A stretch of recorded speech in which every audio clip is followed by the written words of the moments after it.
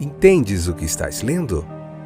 O podcast que te leva através das páginas da Bíblia. Livro por livro. Capítulo por capítulo. Uma exposição bíblica emocionante. Aperte os cintos e embarque comigo nesta viagem.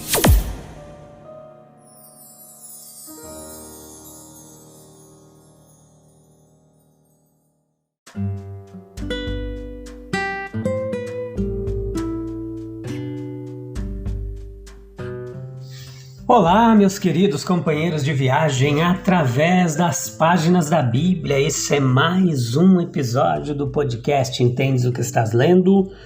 Hoje veremos, com a graça de Deus, Números capítulo 27, parte 2, episódio de número 560. Essa que é a 7ª temporada, onde estamos vendo o capítulo... o livro de Números, capítulo por capítulo. Está chegando próximo do final, ele que vai até... capítulo 36, depois a gente vai para o Novo Testamento e continuar oscilando entre um livro do Novo Testamento, um livro do Antigo Testamento, conforme nosso planejado. Tudo bem com vocês? Como vão vocês? Espero que esteja tudo bem. Nós temos aí uma comunidade que cresce diariamente. Eu estava de férias, uma semaninha sem gravar podcast, mas estou de volta. Ore por nós, que Deus continue nos dando graça, um ano que se inicia. Estamos próximos do 3º ano desse trabalho. Que você ore por nós, que você compartilhe, se goste desse trabalho, para que a palavra de Deus continue sendo espalhada e transforme vidas, corações, porque é nisso que eu acredito, no poder da palavra de Deus para transformar as nossas vidas. Então, no episódio anterior a gente falou bastante das filhas de Zelofeade. Você pode ouvi-lo, tá bom? Assim como outros livros que tem aí gravado capítulo por capítulo, no Deezer, no Spotify, na Amazon Music, como eu tenho repetido aqui, em vários aí, transmissores de podcast espalhados pela World Wide Wide, pela rede mundial de computadores. Então vamos lá, Números capítulo 27, 12 e 23, vamos falar um pouquinho de Moisés e a sua visão final ali da Terra Prometida, porque Deus disse que ele não entraria nela, o que aconteceu, o que a gente aprende com tudo isso, tá bom? Preparando-se para o fim, seria um tema interessante aqui. Deus manteve em vista essa partida solene de Moisés, mesmo desde o momento da sentença sobre ele por sua transgressão. As alturas de Abarim, ali onde ele estava, eram visíveis a Deus desde Meribá. E agora Israel está na sua base. A obra de Moisés está concluída e Deus sugere os preparativos imediatos para a sua partida. Deus já lhe havia dito que depois de se derrotar os midianitas, deveria ser reunido ao seu povo. Números 31, 2. Os olhos do líder Moisés fecharam-se diante da visão da terra que o Senhor havia dado aos filhos de Israel. Nós podemos ter certeza, meus queridos ouvintes, de que Deus dirigiu os pés de Moisés para o local onde havia a visão mais sugestiva de Canaã. Não necessariamente a vista de maior extensão geográfica, mas provavelmente aquela que indicaria suficientemente a variedade da terra, mostrando também algo das cidades populosas. Haveria tudo para impressionar Moisés com um contraste decidido e animador com o deserto.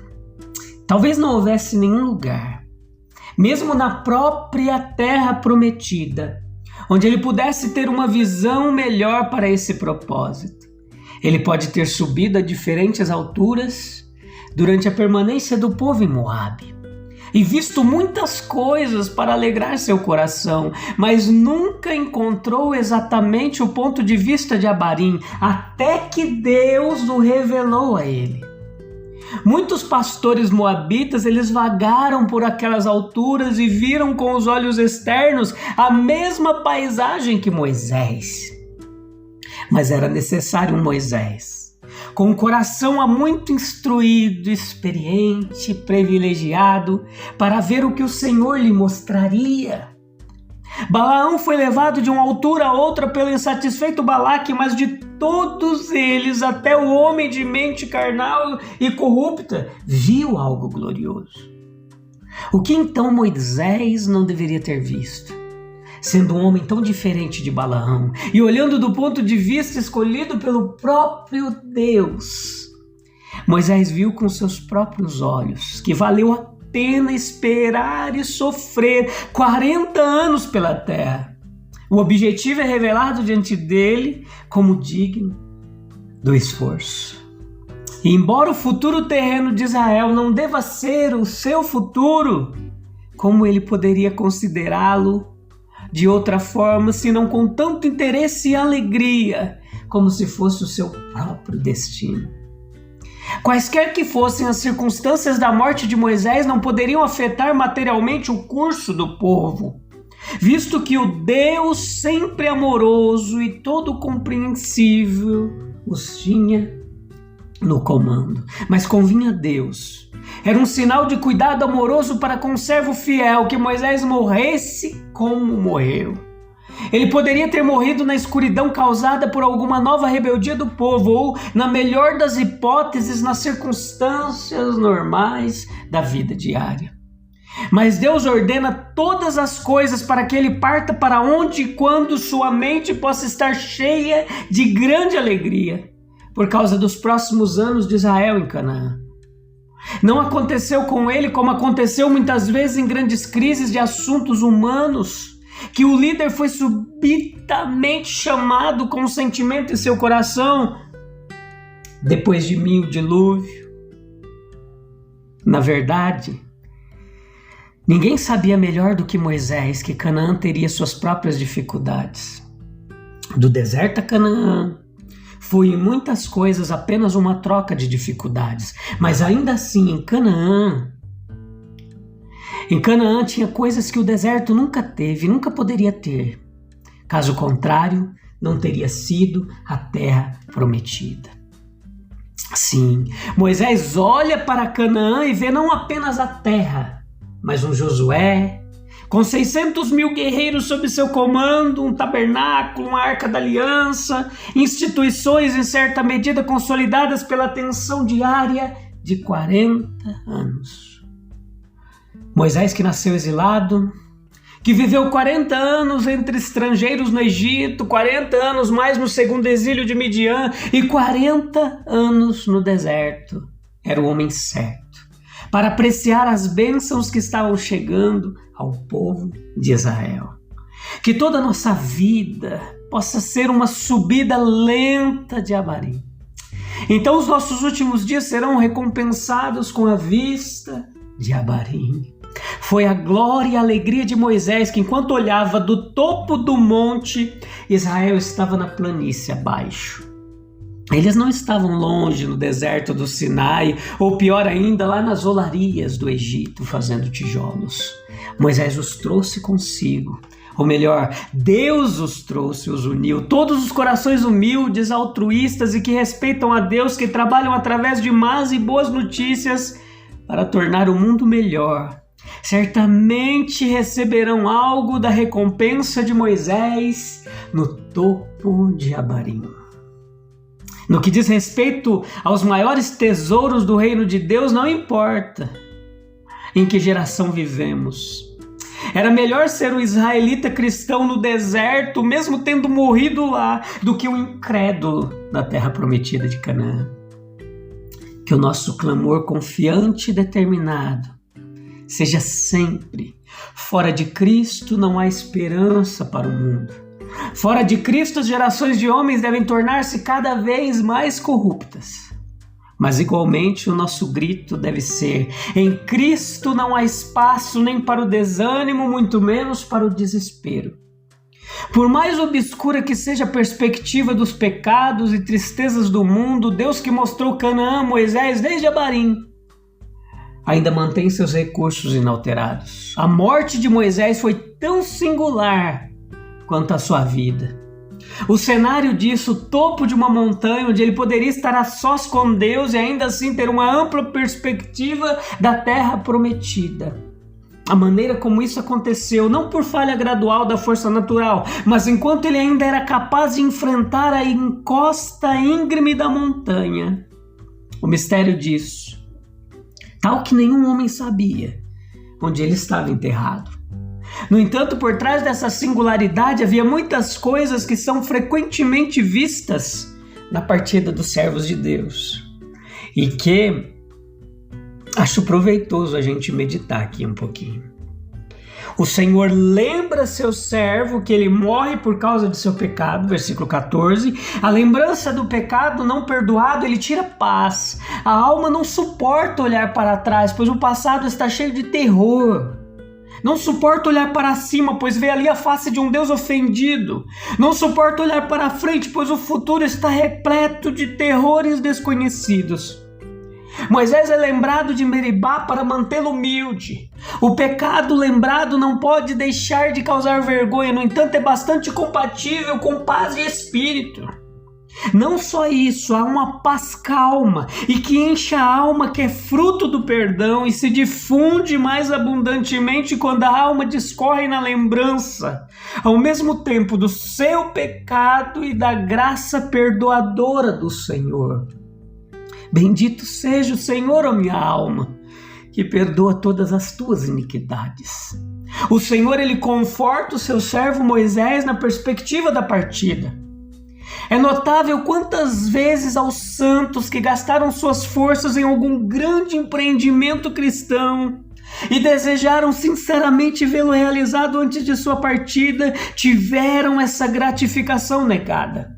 Moisés não atravessou o Jordão, Davi não viu o templo, nem Daniel o retorno dos exilados, nem João Batista a manifestação da glória de Cristo.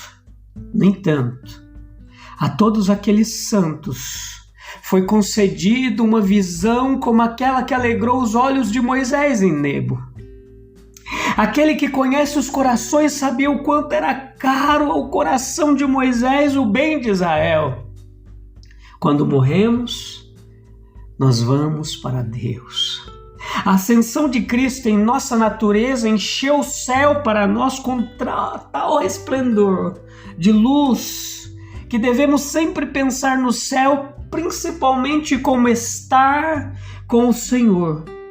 No entanto, é um pensamento precioso e cheio de conforto que aqueles que adormecem em Jesus sejam reunidos ao seu povo, a sua verdadeira família. Moisés vai ficar com Abraão, Isaque, Jacó, com José, com Miriam, com Arão. A morte é uma penalidade mesmo na família adotiva de Deus, embora se transforme em uma bênção para aquele que confia em Jesus Cristo. Assim como Moisés viu a terra, ainda não possuída, mas já entregue, a fé pode antecipar a boa herança do futuro. Nem mesmo Moisés é insubstituível para a igreja de Deus. Josué fará o trabalho também. Moisés se juntará ao seu povo que morreu na fé e agora vive com Deus. Moisés teve uma partida tranquila, como outros amados experimentaram. Como Arão, teu irmão, foi reunido. A solicitude de Moisés pelo rebanho indefeso. Preste atenção nisso no texto. Moisés, ele fala como um homem que há muito se preparava, mesmo antes de Meribá, para uma emergência como esta. Ele sabia que não poderia viver para sempre e não via nenhuma mudança suficientemente esperançosa em Israel. Eles sugerem, tão desamparados em Canaã quanto no deserto. Quanto mais impressionante a vista e quanto mais se revelasse pastagens ricas e abundantes, mais evidente se tornaria que as ovelhas precisavam de orientação para aproveitar plenamente o pasto. Passar do deserto para Canaã, embora aumente enormemente os privilégios das ovelhas, não muda por si só a natureza das ovelhas. A necessidade, ela permanece com igual força, tanto de orientação quanto de proteção, onde os privilégios são maiores. Consequentemente, as posses serão maiores. Haverá também mais perigo de ataque e mais necessidade de defesa. E da mesma maneira, quão desamparados estamos nós mesmos. diante de vastos recursos e promessas que pertencem à graça de Deus na pessoa de Jesus Cristo. A menos que tenhamos alguém para nos guiar e fortalecer, nos mostrar o significado e o poder da verdade divina, nós estaremos tão desamparados quanto uma criança ficaria com um carro para dirigir. Moisés havia sido pastor de ovelhas, tanto literal quanto figurativamente. Sua experiência com as ovelhas em Midian, sem dúvida, aguçou seu senso da analogia ao contemplar as ovelhas humanas que ele havia liderado por 40 anos. Um homem não familiarizado com a vida pastoral, ele poderia de fato falar de uma maneira geral dos filhos caídos dos homens como ovelhas. Mas foi necessário um Moisés para falar do trabalho do pastor com tanta minúcia e interesse solidário como ele mostra aqui. O pastor ele deve sair antes das ovelhas. A ele cabe a responsabilidade de escolher o pasto e ele deve liderar as ovelhas. Ele deve ir adiante delas e não muito longe delas, ou não poderá realmente liderar.